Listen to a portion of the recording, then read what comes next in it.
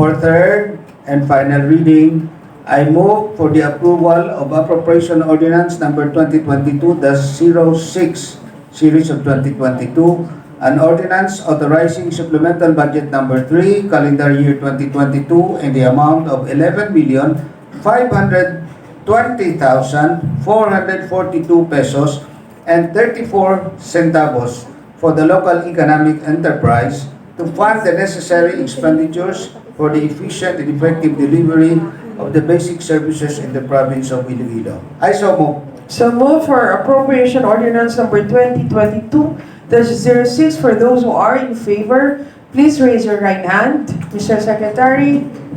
All members present, Your Honor, voted in favor of Appropriation Ordinance Number 2022-06. For result of the voting, Appropriation Ordinance Number 2022-06, an ordinance authorizing Supplemental Budget Number 3, Calendar Year 2022, in the amount of 11,520,442 pesos and 34 cents for the local economic enterprise to fund the necessary expenditures for the efficient and effective delivery of the basic services in the Province of Iloilo is now approved under third and final reading.